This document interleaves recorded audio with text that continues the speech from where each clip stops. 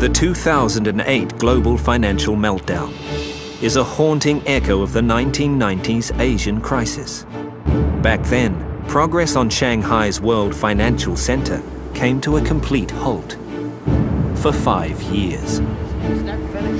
For Adelson, that's simply not an option for the high-profile Marina Bay resort. His vision of changing the face of Singapore tourism is at stake. And so are billions of dollars of investment from his Las Vegas Sands corporation.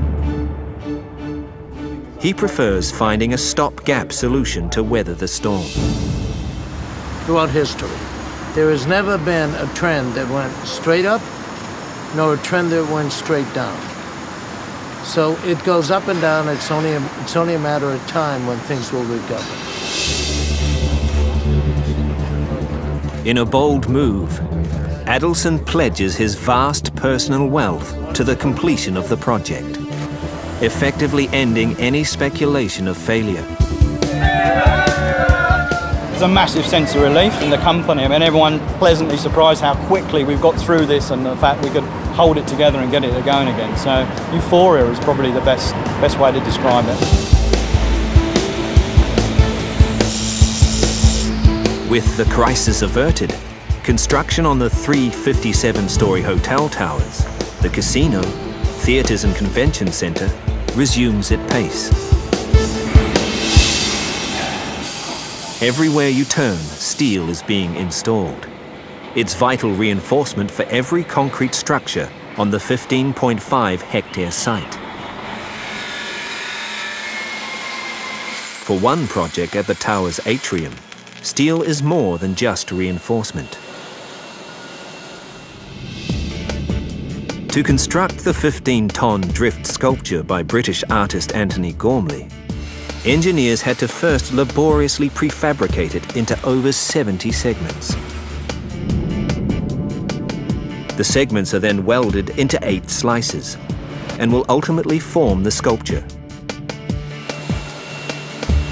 It's a tricky operation, but engineers are able to complete it swiftly, due to a system of codes and numbers that enable them to quickly identify what goes where. Once all 8 slices of drift are fully assembled, it's lifted up into position by a temporary lifting frame. A massive box truss on the atrium ceiling then takes over the load. In theory, the box truss will support the weight of the lifting frame as it's being lowered down. It will be a heart-stopping moment, especially for engineer Graham Stevenson. The lifting frame is about 9.5 tons, so when it picks up and gets some momentum, there's a potential that it just wants to flick over and rotate through its full 90 degrees, and we won't have it under control. Stevenson's solution: 4 powerful automated hoisting drums located at the 4 corners of the frame. They allow workers to control the strength and speed of the operation with high tensile steel cables.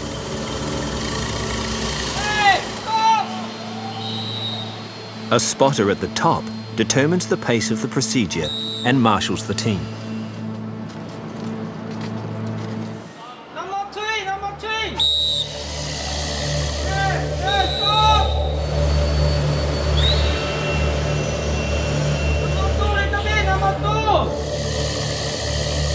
The entire operation is estimated to take up to 10 hours to complete. As soon as the frame is in motion, there's no turning back. Midway through the lift, Stevenson receives reports of a potential problem.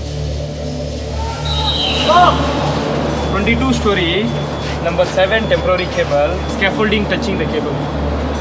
Why you got the temporary cable touching to the transverse. Yeah, but is it just the end of a tube? Yeah. So you can just cut the tube? Yeah.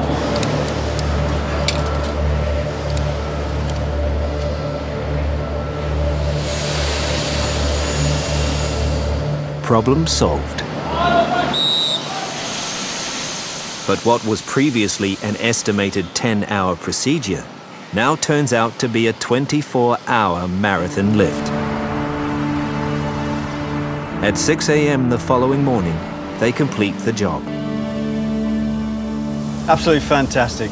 The Gormley is now finally in its final position, so really an end of a long and exhausting day, and big thanks to everybody, but it's finally done.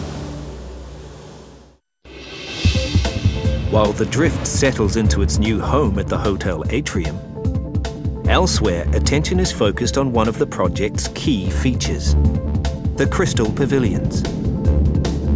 The two glass-encased buildings by the promenade are set to be the resort's premier shopping and entertainment complexes.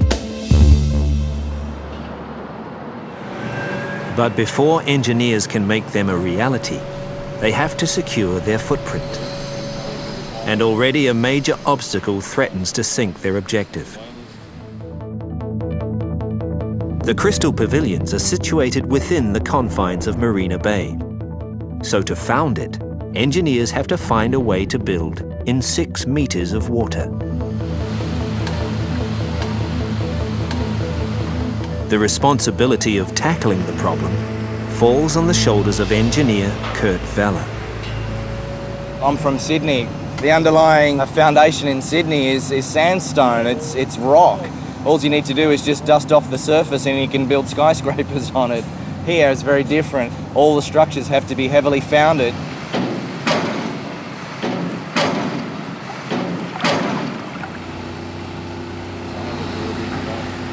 To keep water out of the construction site, only one solution seems viable for Vella and his team. A waterproof steel structure called a Coffer Dam. This temporary formation surrounds the worksite with a circle of steel sheet piles, creating an impenetrable shield that locks out the water, keeping the workers safe within. For the job, they rope in a 12-ton vibro hammer. It punches the sheet piles deep into the earth, making the Coffer Dam rock solid and resistant to movement.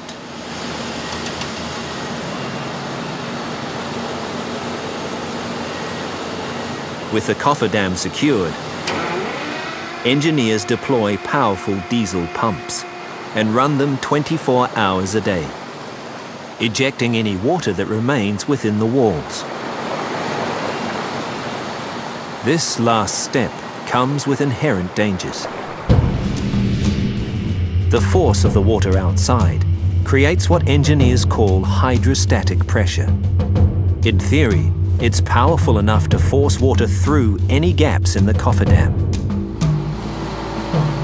It's something that Vella prays will not happen. There's a bit of hesitancy and concern because we've got to build this building in the middle of Marina Bay. Everybody can see what we're doing, so if it leaks, it's a problem. If it fails, if it moves, if it collapses, it'll be an absolute catastrophe. After a day of pumping, Vella's worst fear comes true. Parts of the Coffer Dam are leaking.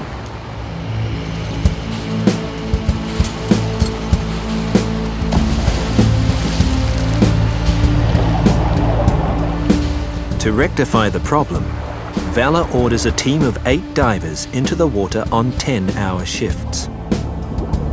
Their mission? Find out where the water is being forced in and plug them shut with epoxy resin. Anson Lee is an 8-year diving veteran. The toughest part of my job is the environment. The visibility is poor here. It's totally zero, I cannot see anything here below. I solve that by feel the suction and then feel out the thing. You have to overcome all the fear that you can't see under the water, but okay lah. I feel proud to be one of this team to build this thing out. After 2 weeks of hard work by divers and the pump crew, the job is finally complete.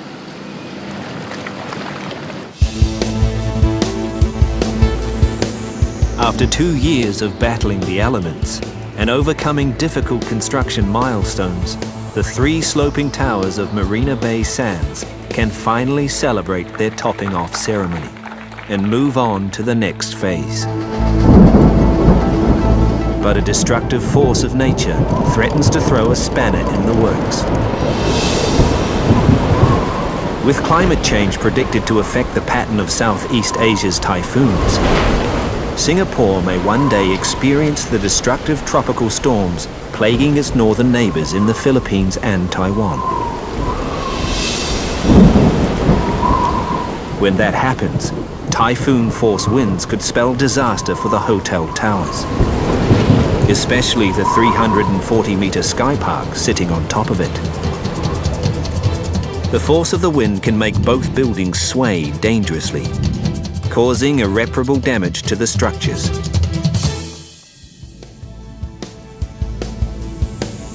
The Sky Park, offering 360-degree views of Singapore.